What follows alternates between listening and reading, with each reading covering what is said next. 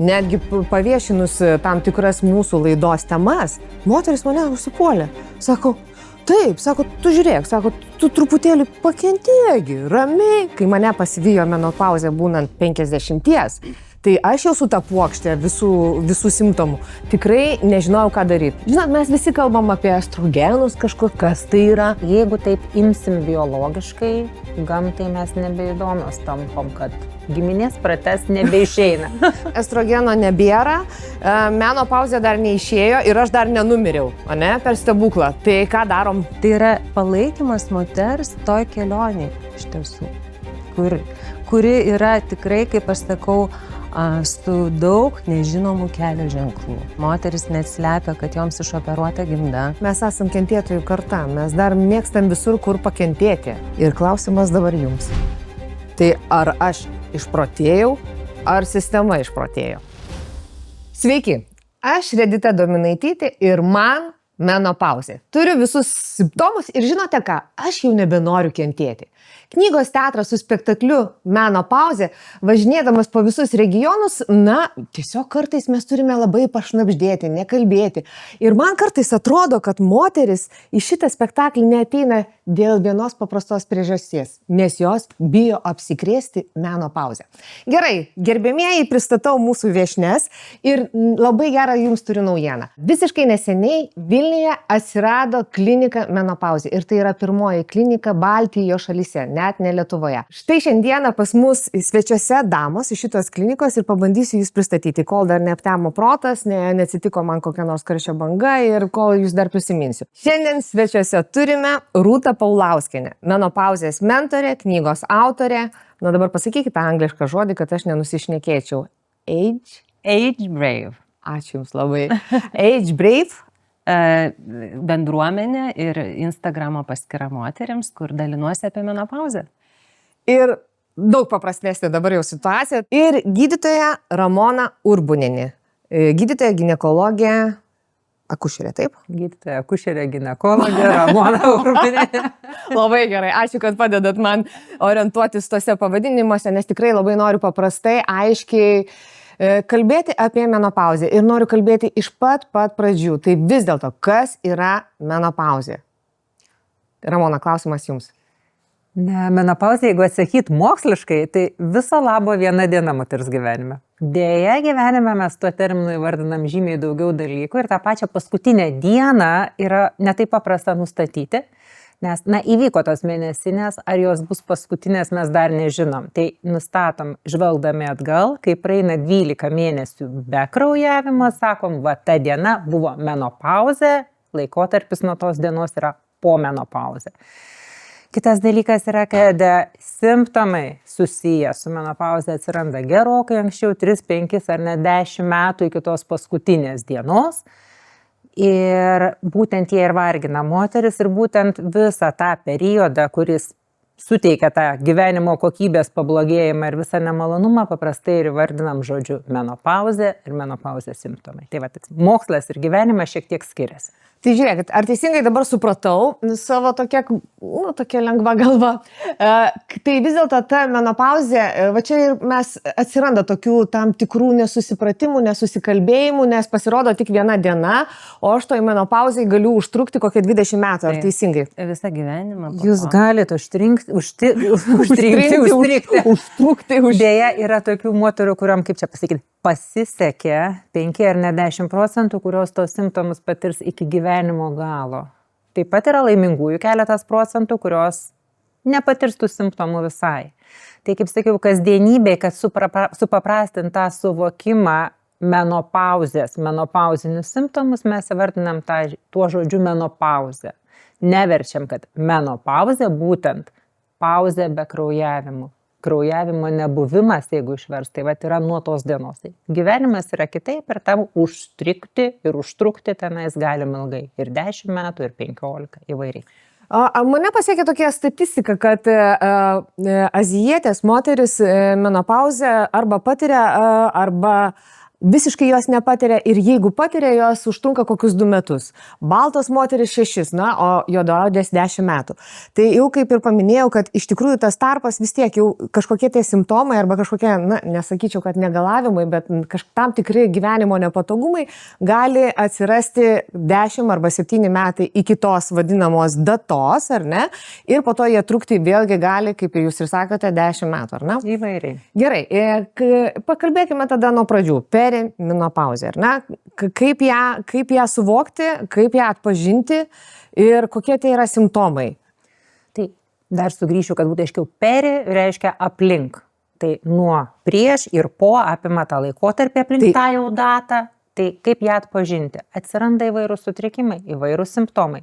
Trinka ciklas, kinta jo trukmė, trinka mėnesinių gausumas, kažkurios ateina greičiau, kažkurios iškrenta, kuo toliau, to labiau iškrenta. Tai ciklo pokyčiai, savijautos pokyčiai. Geriausiai žinoma moterim karščio bangos, naktinis prakaitavimas, pabudimai. Iš tikrųjų, tų simptomų yra geras 100 koks. Tai ir nuovargis, energijos trūkumas, lytinio potraukio sumažėjimas, smegenų rūkas, pakitęs santykių kokybė, lytinių sausumai, šlapimo takų infekcijos, sąnarių skausmai. Na, būna daug misdiagnozių vadinamų, moteris kartais aplanko 100 gydytojų, gydo tą simptomą, kada yra visai kitos priežastis. Na, tuo pačiu norėčiau įspėti, kad vėlgi visų kitos ligos taip pat egzistuoja. Negalima visko nurašyti, kas vyksta su moterim, kad tik menopauzė ir mes jau čia pasveiksim ir išgydysim ir atrasim panacėją, bet iš kitos pusės labai daug to amžiaus bėdų yra susiję su hormoniniais pokyčiais. Suprantate, šitą temą ant tiek aš įsivaizduoju stigmatizuota ir tiek mes daug dalykų nesuprantame. Aš prisimenu visiškai neseniai su viena režisierė kalbėjau, jai apie 42-43 metai ir sako, žinai, aš bandžiau savo gydytojai įrodyti, kad man jau yra atsiradusi ta perimenopauzė, aš blogai jaučiuosi ir prašau man padėkit, gydytojai, prašau padėkit kažkokius, tai nežinau, preparatus, leiskite vartoti ir panašiai. Gydytojas sakė, eik ramiai, su tavim nieko nevyksta. Sako, tai aš gaudžiau savo perimenopauzę ir užrodinėjau gydytojai, kad jinai man tiesiog pabandytų kažkaip padėti. Nes iš tikrųjų jau negana to, kad tu pats nesuvoki, tau gydytojas, ne visada padeda, ar ne? Tai kaip tada suprasti, kas tenais atsitinka tam organizme? Klausimas labai paprastas ir labai sudėtingas iš tikrųjų, nes turim tam tikras amžiaus ribas, kaip sakyt, vidutinis amžius, kada Lietuvoje ištinka moteris menopauzė, yra apie 51-52 gyvenimo metus. Tačiau jinai gali būti ir ankstyva, ir priešlaikinė, gali nutikti ir 40 metų, turiu pacienčių, kuriuom ir 42, ir 43, po vaistų sukeltų problemų ir 32 metų turiu pacientę, kuri jau sulaukia menopauzės. Ir tokiom jaunom moterim mes patvirtinam, atliekam hormonų tyrimus. Po 45 metų iš tikrųjų ta diagnostika remiasi pagrinde klinikiniais simptomais ir aš kartais pacientam net ir sakau, o gal man sako, reikia pasidaryti hormonus. Aš sakau, už jūsų pinigus, bet kuris jūsų kaprizas. Bet ką galim padaryti? Man kaip specialistui ta jau nebereikalinga informacija, nes mes galim gauti hormonam šokant kadrylį visišką normą arba galim patvirtinti, kad jūs artėjat prie menopauzės. Na ir kas iš to?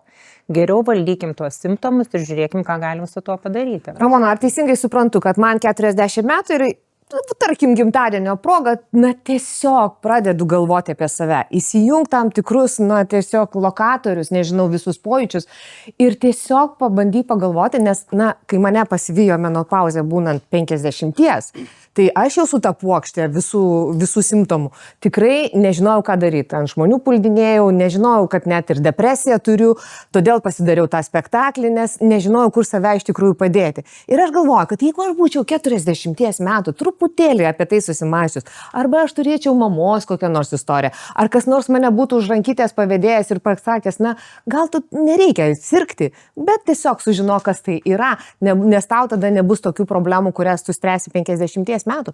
Tai aš gal būčiau truputėlį kitaip pasižiūrėjus į tą laikotarpį, į tą datą ir į tas pato vėlesnės problemas. Ir tarkim dabar gerai, hormonų svyravimai, kas čia? Žinot, mes visi kalbam apie estrogenus kažkur, kas tai yra, hormonai, kas tai yra, bet realiai mes tikrai nežinom, kas tai yra. Na, hormonai tai tokios medžiagos, kurios veikia visą organizmą ir absoliučiai visus organus. Kur jos yra? Hormonus Primityviai klausiu. Primityviai hormonus labai žmonės dažnai sutinku tarp pacienčių suvokimą, kad estrogenas tai hormonas. Hormonas yra ir skydliaukės hormonai, ir insulinas, kurio nieks nebijo hormonas, o moteris sako, aš hormonų nevartosiu, tai tada su kai kuriom kalbam. Na, bet skydliaukė gydo, tiroksiną vartojat. Nu tai taip, reikia čiagi skydliaukė, bet čia hormonas. Insuliną tai vartojat, jeigu cukraligė diagnozuota diabetas, taip. Bet čia hormonas. Roman, tai aš suprantu, jeigu yra hormoninė terapija, tai tas pats insulinas atsiranda toj mažytėj kapsulytėj, kurią mes išgeriam, ar tai? Ne, insulinas suleidžiamas, bet jis tai yra leidžiamas, mes neturim geriamo insulino, bet iš esmės taip, tai yra hormonas, tai yra irgi pakaitinė hormonų terapija, pakaitinė insulino terapija, pakaitinė skydliaukės hormono terapija, tai yra iš esmės taip. Ir estrogenas tai yra tas hormonas, kurį galima būtų dėti lygybės ženklą, estrogenas tai moteris. Jisai daug ką atsako. Tai vėl čia iš to, žinokit, nežinojimo mano. Žiūrėkit, tai tada tame tie hormonai, jų dar sekantis pavadinimas yra kažkokie estrogenai, ar ne? Jų, nu, kaip hormonas estrogenas, ar ne? Lygybės ženklas, ar ne? Tada dar kažkokių tai yra šalia pavadinimo, ar ne? Ar tai kaip? Na taip, kėdė, baldas, stalas, baldas, krūvoj baldai. Tai toliau yra miegamojo baldai. Tai hormonas yra baldai. Tai va, baldai. O toliau, jeigu imsim miegamojo baldus, tai bus lytiniai hormonai. Tai bus estrogenas, progesteronas ir testosteronas. Va šiti tokie labai įdomus man tie baldai. Gerai, kaip su tais baldais, gerai. Estrogenas, ką jisai daro ir kas ten, gerai, kokioje virtuvėje naudojami. Ar tie miegamojo baldai patenka į virtuvę? Nu, tiesiog. Taip, jis valdo daug dalykų. Jisai dalyvauja, hormonai jie to ir įdomus, kad jie veikia visus organus. Estrogenas ir mėnesinių cikle, ir vaisingume, ir krūtų audiny, ir kraujotakoje, ir odos elastingume, na, visur jie, kiekviena sistema veikia skirtingai ir turi tą poveikį. Nesigilinsiu, nes tai nueisim labai jau į mediciną, į alfa, beta, receptorius ir visą kitą. Bet matote, kad aš nusišneku. Matote, aš nusišneku šitoje vietoje ir aš manau, kad daugelis žmonių jie galvoja, kad žino, bet iš esmės mes nieko nežinom. Tai bent jau tokius primityvius dalykus, kad yra hormonas, estrogenas ir tas estrogenas, aš supratau, moteriškas baldas, ar ne, kuris, nu, tarkim, reguliuoja, vat, kaip jūs ir paminėjote, atsakingas už tam tikrus organus, ar ne, arba reguliuoja jų sistemą. Tai yra cikliniai pokyčiai mėnesinių ciklo metu. Pirmoje to ciklo pusėje daugiau estrogeno, bresto kiaušinėlis, įvyksta ovuliacija, tada gaminasi kitas hormonas, jau progesteronas toj vietoj, kuris... Čia kaip sekantis, tai čia yra stalas, o po to taburetė. Bango. Ir reikia turėti visą, žinot, komplektą kartu, kad apstatyti. Tai va, ir stalo, ir taburečių reikia. Taip. Tai jie taip ir vyksta bangom, tie cikliniai keitimai, užtikrinamas mėnesinių ciklas. Jie tavo su funkcijas turi progesteronas, progestation, yra nėštumo, vaisingumo hormonas, paruošia gleivinę, krūtis laktacijai ir irgi smegenis miega, ramina, kodėl šios moteris skundžiasi miegot noriu labai, tai va čia tas progesteronas ir visi tie hormonai cikliškai vyksta.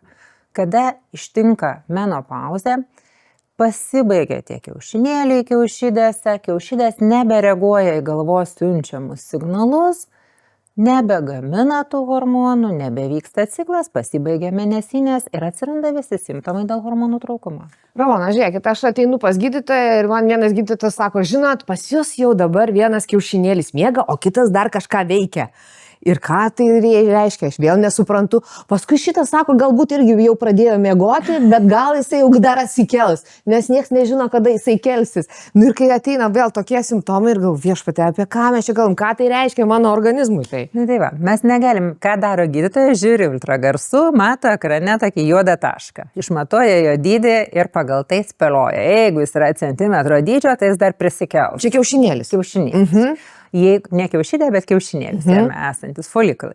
Na, jeigu jie mažesni, tai jie jau miega, jau tų skilučių, ten tokių juodų taškučių nesimato, jau nebebus kam bręst, mes spėjam, kad nebus tos ovuliacijos. Tai va, tiesiog tai yra pasakyti tiksliai, tai negalim žiūrėdami pasakyti prisikels, neprasikels, bet tą rezervą kažkiek, tai matom tas galimybės, iš ko ten keltis. Na gerai, tai jau kai užmiega, tai užmiega. Ar tai reiškia, kai jau užmiega mano tos kiaušidės, ar ne, kad jau iš tikrųjų ir ta menopauzė išeis lauk iš mano namų, iš tam mano to dizaino sukomplektuoto?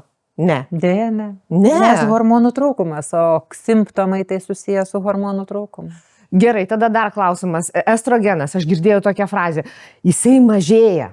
Nu, tarkim, ar ne, o jeigu tos užmiega mano kiaušidės, Taip, jos tada jau jisai... nebegamina ir mažėja. Jos ne... Bet palaukit, bet man to estrogeno tai vis tiek reikia, aš suprantu mano organizmui, ar ne? Taip. Tai iš kur man jo gauti dabar? Tai jau jos nebegamina, ar ne? Ir tada vadinasi, be jų negali normaliai funkcionuoti, net užsikirtau, funkcionuoti mano organizmas, taip? Jis funkcionuoja, bet kitaip. Jis nėra vaisingas, nes tas hormonas, jis reikalingas, kol yra reprodukcinė ta fazė, o vėliau dėja, jeigu taip imsim biologiškai, gamtai mes nebeįdomios tampam, kad giminės prates nebeišeina. Bet aš su ta gamta šitoje vietoje nenoriu sutikti, ypač ir mūsų, kaip sakyt dabar, pensinis amžius prailgintas, tai kaip dabar taip neveikiant gyventi dar tiek metų ir veikti. Neturime estrogeno. Nesutapimas, sakyčiau. Bet mes būtinai pakalbinsim, nes Rūta jau pamiršta, ne, mes jūs nepamiršom, bet taip yra svarbu man įsiaiškinti tą abėcėlę, kad tikrai mes atkeliausim ir iki jūsų. Tai dabar žiūrėkite, tai jeigu jau dabar jos užmigo, estrogeno nebėra, menopauzė dar neišėjo ir aš dar nenumiriau, ne, per stebuklą. Tai ką darom? Tai pirmiausia, sugrįžkime iki tų, nenorėčiau brėžti 40 metų, reiktų mums būti sąmoningiam, būti nuo paauglystės, turbūt to nebūna dažniausiai, galima anksčiau, vėliau, tai augintis raumenų masę, sveikai. Nuo 40. Ir anksčiau, masė maksimali 30 pasiekiama, reikia anksčiau dirbti. Anksčiau. Tai va, žiūrėkit, tai mes kalbam apie 40, tai nieko panašaus, jau nuo 30 reikia tam ruoštis. Šią laidą reiktų žiūrėti ne tam, kas tos pauzės sulaukia ir keliauja į ten, bet nuo paauglystės, kad jau reikia į sporto salę, į teisingą mytybą, nebadavimus ir visą kitą. Čia ne aš kalbu. Girdite, ką sako gydytojai. Klausykite ne nuo 40, bet jau kai tik pradėdat subręsti, nuo 20 metų pradedam auginti raumenį. Raumenį, kaulą, teisingai valgyti, pakankamai baltymų, pakankamai mikroelementų, nerūkyti, negerti ir kokių visokių kitokių dalykų nedaryti. Tai visa tas sveikas gyvenimo būdas, fizinis aktyvumas ir mytyba iš tikrųjų labai daug turi įtakos ir tam, kaip ateis tie simptomai, nes tarkim yra duomenų, kad vien kūno masės, kada yra ryškus nutukimas, sumažinimas iki 30, kada išlipama iš nutukimo ribos, klimakterinių tų simptomų menopauzinių karščio bangų suretina dvigubai. Tai va tokie paprasti dalykai jie yra labai svarbus. Tai iš tiesų nebus jokio gydytojo, ką darom, kad davė stebuklingą piliulę, net ir tą patį hormoną ir kad tai jau viskas, aš nedarau nieko, sėdžiu patogiai ant sofkutės ir išgėriau tabletę. Ne, tai yra komandinis darbas, tai yra streso mažinimas, tai yra poilsio režimas, tai yra ir visi kiti dalykai, visas kompleksas kartu. Gerai, mes pakalbėjom, kas gali atsitikti iki, vadinkim, tos dienos, kada mes vadiname tai menopauzę. O kas paskui? Na, paskui gyvenimas tęsiasi.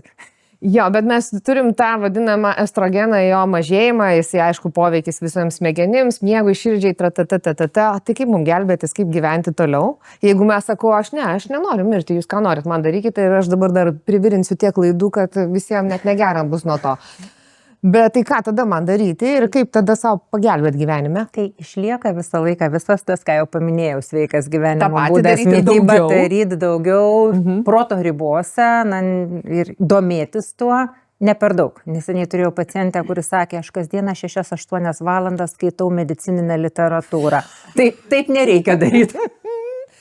Turime tokių namudinių, sakykime, profesorių tos srities. Taip nereikia persistengti.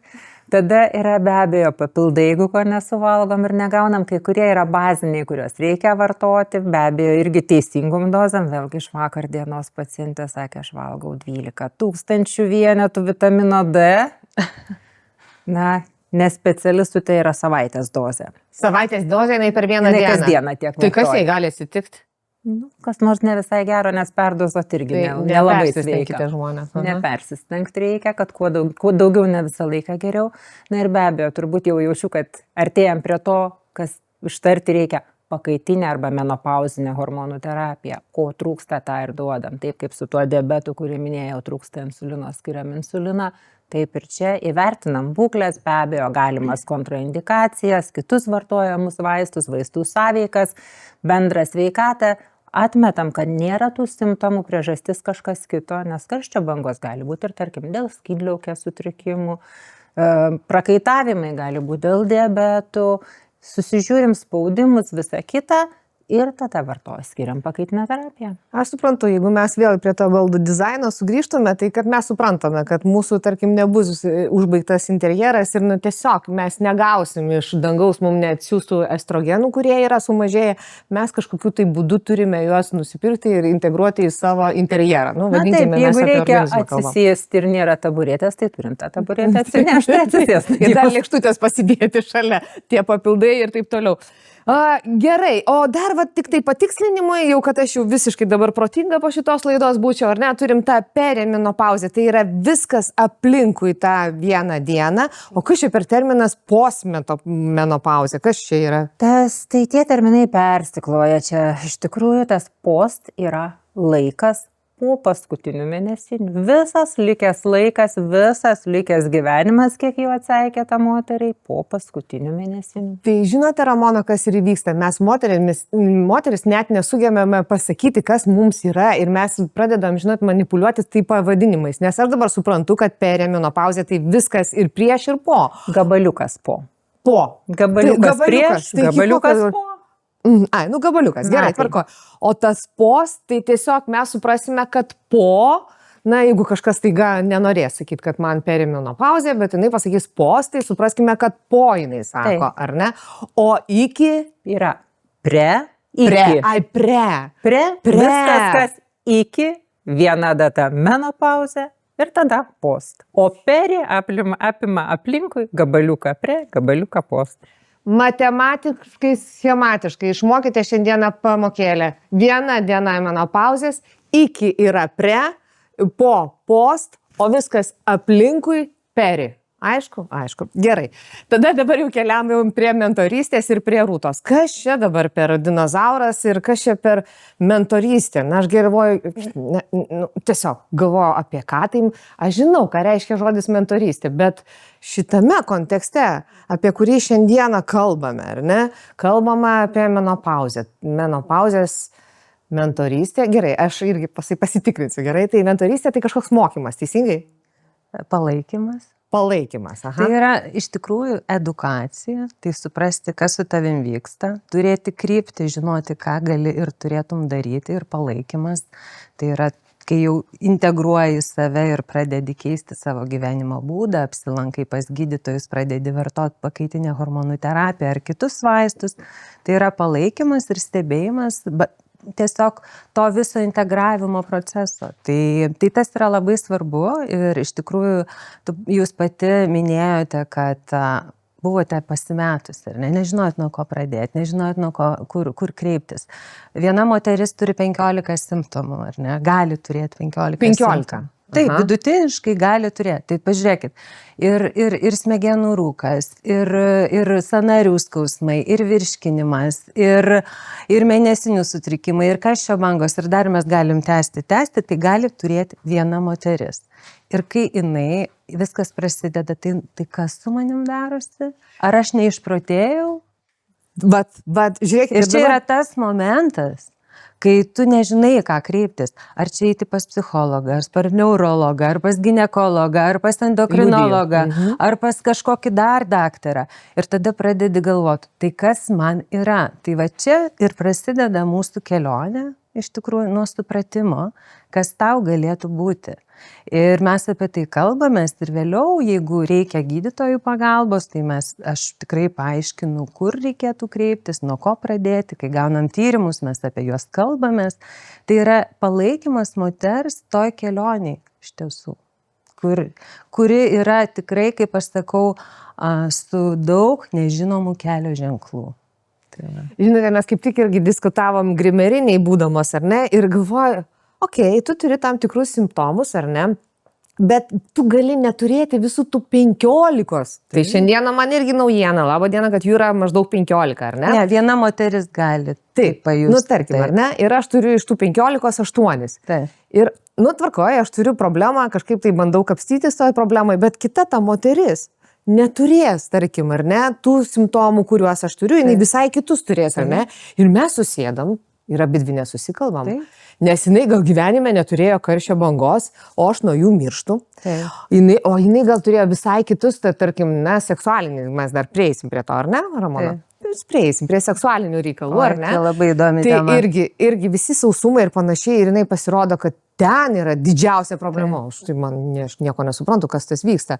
Ir mes galim nesusikalbėti. Tai aš suprantu, galbūt yra, kad mes suvoktume, kas iš principo gali būti. Ar ne? Taip, būtent jums. Dėl to, kad kiekvienos, jūs kaip ir pasakėte, taip visos moterys skirtingos. Ir nėra vienodos menopauzės visoms.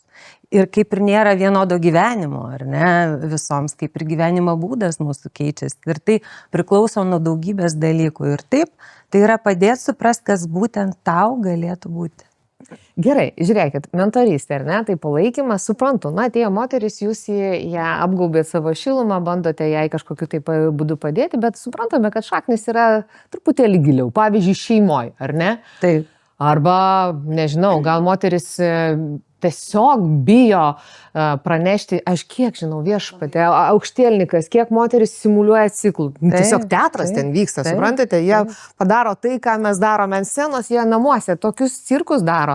Vienas kitam nemoka nei pranešti, nei su tuo paskui gyventi ir tada atsiranda krūvos problemėlė. Jau ne tik psichologija, ne? Ir iš tikrųjų turbūt čia yra labai svarbus momentas apie santykius kalbant, ar ne, kad moteris net slepia, kad joms išoperuota gimda, ar ne, jos slepia daugybę dalykų. Bet iš tiesų kosmosas. Taip, Kosmosas. ir atrodo, bet tada žiūrėkim giliau, mes apie tai iš tikrųjų ir kalbamės, ir tas emocinis palaikymas, tai yra svarbus ir būna, kad kartais nes simptomų priežastis ir yra tai, kad aš bijau, aš nežinau, kaip man gyventi toliau, ar ne, aš bijau, kad mano gyvenimas baigsis, aš bijau, kad man šakės, ar ne, ir vat, kai tu pradedi jau nagrinėti, kad giliau ir lysti į visą šitą, jauti, kad net ir žinojimas padeda, ar ne, tai jau yra terapijos dalis. Ir tas kelias kartais būna šarotas, iš tikrųjų. Aš tikrai turiu nemažai klienčių, kurios verkia. Ir pabaigoje mes apsikabinam ir keliaujam toliau, bet tas aiškumas ir tas išsigryninimas prieš save, akistata su savim, šitam laikotarpiu, jinai yra labai svarbi. Aš turiu tokį priežodį, žinot, mes esam kentėtojų karta, mes dar mėgstam visur, kur pakentėti. Patylėti, pakentėti. Taip. Na, tiesiog mes tokios labai lietuvių tokio mentalitetas toksai yra ramios, labai gražios moteris, ar ne? Labai gražios ir labai tokios saikingos, nuolankės, ypatingai mūsų, sakau, kartą. Aš nešneku apie jaunimą, jie, sakau, kitokias problemas spręs ir manau, kad jie nespręs tokių problemų, kurios sprendžiam mes šiandieną. Kai kurios net kentėdamos, jos ir prakenčia tą visą etapą. Ir žinote ką, pavyzdžiui, netgi paviešinus tam tikras mūsų laidos temas, moteris mane užsipuolė. Sako, taip, sako, tu žiūrėk, sako, tu truputėlį pakentėgi, ramiai viskas praeina. Dar kartelį pakentėk, man pasako. Jau negana to, kad tu ten pakenti tam tikrą laikotarpį, staiga sako, pakentėk. Ir tai tos, kurios pačios patyrė tai. Taip, bet aš galiu pasakyti, kad ta kančia gali nesustiprinti simptomus. Ir būtent psichologiniai momentai, jie labai stipriai įtaką daro simptomų, taip pat intensyvumui. Tai visą tai irgi reikia suvesti. Aš kaip sakau, menopauzės, tas etapas, aš jį vadinu visą etapą, nuo pirmųjų simptomų iki pat gyvenimo pabaigos. Visa tai yra virsmas ir tai nėra tik hormonų pokyčiai. Tai viso kūno pokyčiai, pradedant nuo smegenų, baigiant raumenims, kaulais ir viskuo. Tai yra virsmas moters. Tai kentėti, tai ką tai reiškia? Tai nebūti savimi? Kai kuriuom, jeigu papildyti Rūtą, labai sunku priimti. Turiu pacientę 42 metai, ankstyva menopauzė, tikrai ankstyva. Gyvenom su ciklinė pakaitinė terapija ir nebe ciklinė nebeiššaukia, nebeatsako jau visai ir tuos hormonus, sakau, pereinam prie tos, kuri nebesukels kraujavimų. Ir jinai taip, nevaldydama tų emocijų, sakė, tai ką? Viskas? Aš jau sena dabar, aš jau nebe moteris, o šiaip graži, simpatiška ir tokia temperamentinga moteris. Sakė, aš dabar nebe moteris, kaip man gyventi toliau. Tai čia turbūt vairūtos. Aš galiu pasakyti, kad tai yra būtent ta klaida manyti, nes mes taip priemame, kad moters pareiga šitam gyvenime yra gimdyti vaikus ir kai jinai nustoja tas funkcionuoti, reprodukcija baigėsi, mes jau tipo į šiukšlyną, jau viskas įkapės pirk ir tai jau nereikalinga, ar ne? Bet taip nėra, ar ne? Moters misija šitam gyvenime yra žymiai daugiau negu gimdyti vaikus, gaminti, valgyti ir taip toliau. Tai vat reiktų išlysti iš šito burbulo, iš savo susikurto pačio tokios dėžutės, vadinkim, ar ne? Ir matyti plačiau. Atidaryti, atsverti ir pamatyti save. Indėnų tautose moteris sulaukusios menopauzės, tai yra išmintingos moteris, patarėjos, šamanės ir taip toliau, jos yra vedlės. Tai aš manau, kad mums ateina laikas truputėlį šamanizmų čia Lietuvoje užsiimti, kad truputėlį ledai tie pajudėtų.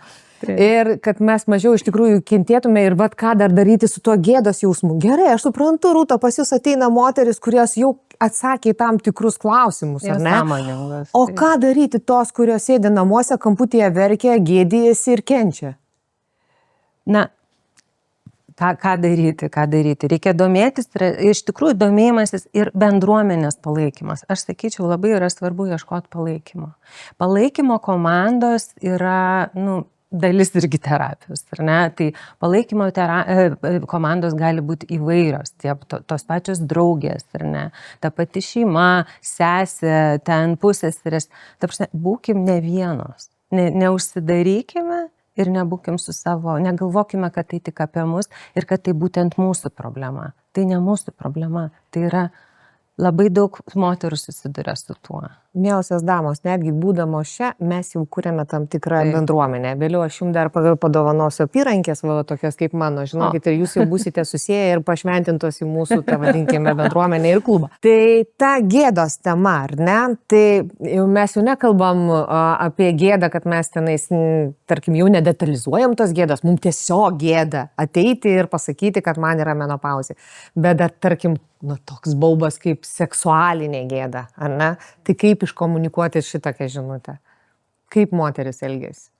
Atėjusios, jeigu aš pirmą pradėsiu atsakinėti, atėjusios pas ginekologą yra vienetai skirtiniai atvejai, kad pasiskūstų, kad yra lytinis gyvenimas nekokybiškas.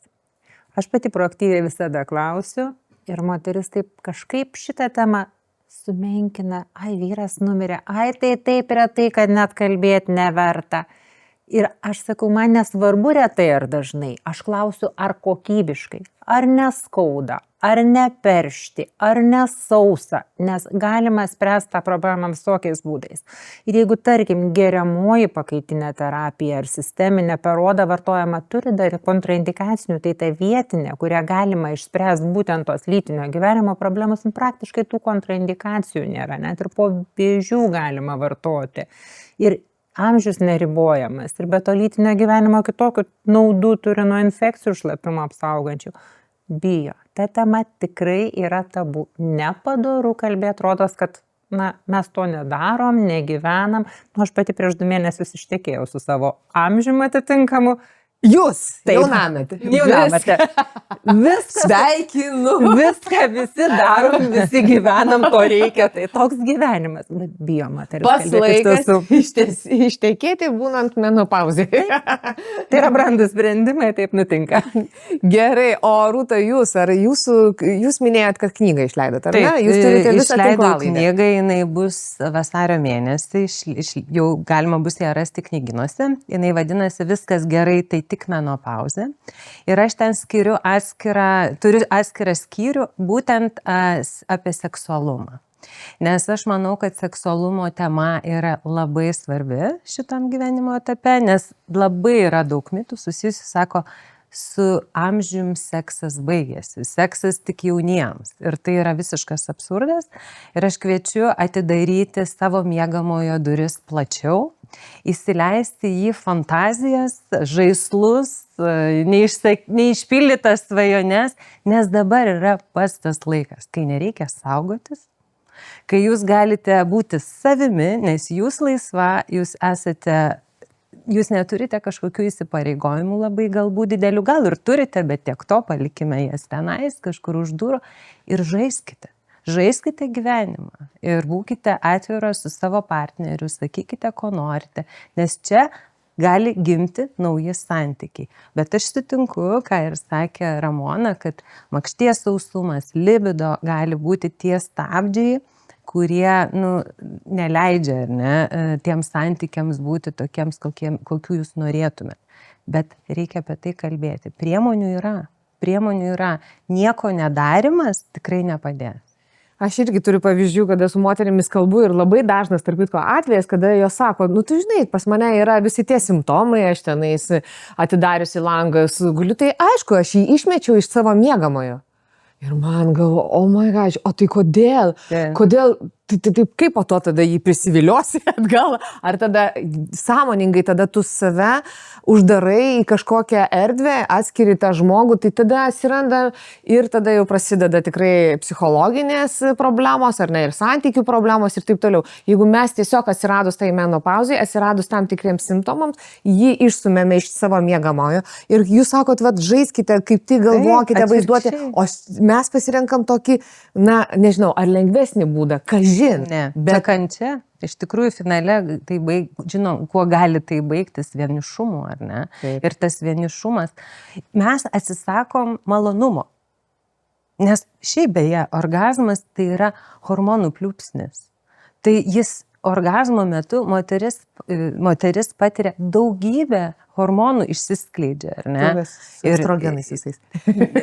Tas pats irgi, jis neišsiskiria, bet jį paveikia kiti hormonai, bet ir laimės hormonai, ar ne? Ir visa kita. Tai aš sakyčiau, kad galima žiūrėti ir iš sveikatingumo pusės, ar ne? Tai va čia toks, tai žinot, uždaras ratas. Aš norėčiau dar papildyti vieną dalyką, mes kalbam, net ir šiandien kalbam, labiau orientuojamės į moterišką auditoriją. Kad moteriam būtų negėda kalbėti su draugė, moteriai būtų negėda ateiti pas gydytoją, moteris atpažintų, kas su ją vyksta. Aš sakyčiau, kad reiktų edukuoti ir šviesti ir vyrišką pusę, kad jie suprastų, partneris suprastų, galų gale net jeigu jį išsiuntė į kitą kambarį, kodėl jį išsiuntė ir nesupyktų. Ir kad suprastų tą savo moterį, nereikalautų iš jos kažko, tai ir irgi vėlgi priminsiu tą pavyzdį, kurį pasakojo, ateina moteriškė, sako, gelbėkit, lytiniai santykiai tiek skausmingi, kad kraujuoju po kiekvieno, man nubrozdina ir visa kaip. Sakau, hormonai, sako, ne, vyras man neleis vartoti, nes jis nori, kad aš vėžiu nesusirgčiau. Tai reikia tą partnerį aiškinti, kad jisai suprastų, kas tas rūpestis iš tikrųjų yra ir kad ir vyrai suprastų tas moteris ir palaikytų einant per šitą etapą. Ramona, sekantis spektaklis bus vyrams skirtas po menopauzės, laukite pavasarį premjeros. Bet aš dar truputėlį apie menopauzės kliniką norėčiau pasikalbėti su jumis, kad mes suprantame, galime registruotis ten telefonu ir taip toliau, bet žiūrėkit, yra vieno langelio principas, dirba, ar ne, klinika, kas tai yra, man yra naujas terminas. Aš žinau, kas yra vieno langelio, kada atneša kūdikėlius, palieka jos ir išeina. Kas čia dabar tas pas jūs tam toj klinikoje atsirado? Kas tai yra? Na tiesiog turbūt tai, kad nežiūrint to, kad tai yra menopauzė ir mes matom, kad priežastis yra, tie hormonai, nerandam kitų priežasčių, visgi reikia kitų specialistų. Tai Rūta, mentorystė, palaikymas. Aš esu ginekologė. Taip pat reikia kai kurių tyrimų, krūtis įvertinti, ar nėra kontraindikacijų gydymui. Gali reikėti dietologo padėti tą susidėlioti maistą. Kartais neužtenka pasakyti, valgyk mažiau saldumynų ir viskas. Kartais reikia detalaus mitybos plano, ryte tas, vakare tas. reikia kartais endokrinologo. Tai vat visus tuos specialistus, kurie susiję, galima rasti vienoje vietoje. Vienam langelėje turėjome. Vienam langelėje. Gerai, ir vėl žiūrėkit. Nerasit įsirikiavusių eiliai kaip prie konvejerio, bet toj pačioj vietoje galima rasti visus. Apie tą patį dizainą. Mes turime namus, ar ne, kuriuose yra tam tikri baldai, apie kuriuos pašnekėjom ir vienoje vietoje, tose namuose bus visi atsakymai į visus klausimus. Na, bent jau, norėtumėm, kad taip ir būtų. Nu, aš norėčiau, kad moteris ir atrastų tuos atsakymus tenais. Aš dabar turėjau aštrų klausimą. Turim tokį aštrų klausimą iš žiūrovų ir tada, damos, jūs jau pasirinkite, kurie norėsite atsakyti, o galbūt abidvi, ar ne? Man 47, jau 2 metus nebegaliu miegoti, nuolat pykstu ant vaikų, vyras sako, kad tapau nebepakeliama. Gydytoja pasakė, čia menopauzė, pakentėkite. Aš nebenoriu kentėti. Aš bijau, kad sugriausiu šeimą ir klausimas dabar jums. Tai ar aš išprotėjau, ar sistema išprotėjo? Na, turbūt tai klausimas iš moters, kuri kol kas dar niekur nesikreipia, pas jokį specialistą turiu galvoj ir nepasikalbėjo detaliau. Nežinau, su kokiu gydytoju kalbėjo, kuris sakė menopauzę, tai menopauzę reikia spręsti visais tais būdais, kuriuos minėjo Rūta, kalbėjimu, suvokimu, supratimu, kuriasi, konsultacijom, reguliacijom ir jeigu reikia papildais ir hormonų terapija. Tikrai, kaip kalbėjom prieš laidą, viena pacientė sakė, tos pakaitinės reikia būtent ne man, bet mano šeimai, nes aš ją pradėjus vartoti, nulipau nuo šluotos. Taip ir pasakė.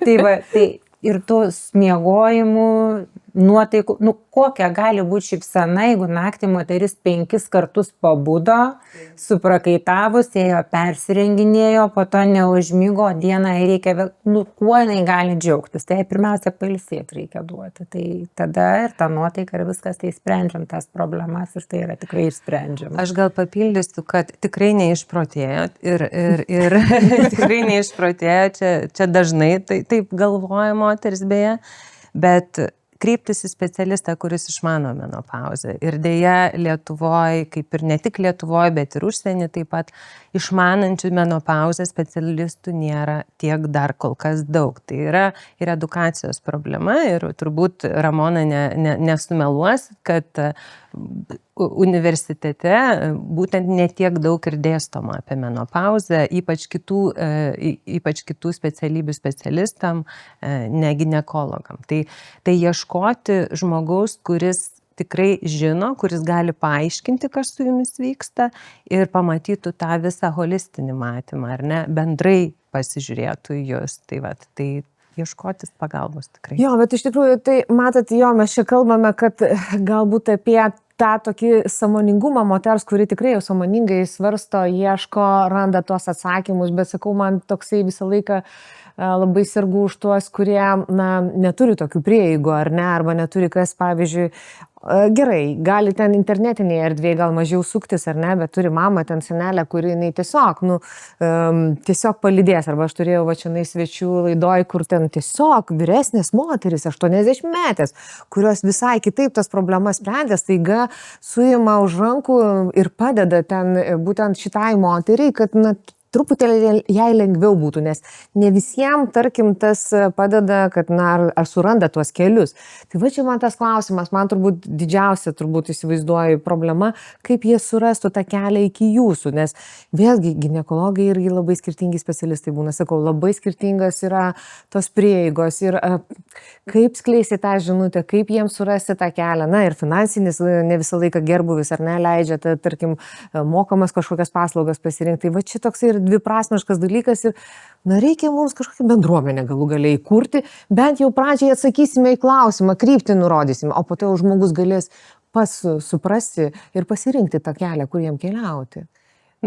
Gali sekti mano HBrave Instagramo paskyrą, tikrai tenais ras labai daug informacijos apie menopauzę, tai bendruomenės tikrai reikia ir apie tai kalbėti viešai ir ką mes darom puikiai. Tai. Tai, damos, ačiū Jums labai šiandieną už laiką. Tai moteris, kuri mūsų klausė, tai žinokite, nei Jūs, nei mes neišprotėjome. Mes tai kaip tik darome tai, kad neišprotėtume ir Jūs, ir mes. Ir aš norėčiau iš tikrųjų padovanoti, kad Jūs dovana nuo mūsų komandos, nuo mūsų rėmėjų, tai yra Alma Litera knygos. Ir kad Jūs mus ilgai prisimintumėt ir dar skaitytumėt knygas, tai dabar šiandieną turiu Nusivylusių moterų klubas, kuri pasiimsite, kuri nusivylus, kažkaip abidvi pozityvės tokios, ar ne? Ir čianais, o Dieve, L rezidentė. Na, tarp kitko, girdėjau apie ją neseniai pristatytą. Tai kurie, arba čia burtai bus. Gerai, na, aš tiesiog, kas man paaiškino. Ir kaip jau minėjau, kad mes iš tikrųjų esame jau vienoje bendrystėje, tai mūsų vat yra toksai ženklas, mes jau esame viena sekta, bendruomenė, jau manęs nebepatbėgsite ir kai tik tai matysiu, kad jūs su šitom apyrankėm pasipuošėte, tai yra Mijo pagamintos apyrankės, tai iš tikrųjų žinosiu, kad ir mano bendruomenė, mano hebra, iš tikrųjų. Ir dar noriu padėkoti stilistei Rūtei Survilaitei, jinai mane šiandieną išprovokavo apsirengti džinsais, turėjau nusipirkti, nors ne visą gyvenimą nenešioju tų džinsų, bet man atrodo, reikia gyvenime daryti pokyčius, dėl tų pokyčių, kurie turi būti ir išoriai, ir viduje, ir mūsų balduose, ar ne, apie kuriuos mes estrogenus, kuriuos aptariam šiandieną. Tai būkite sveiki ir gero jums gyvenimo.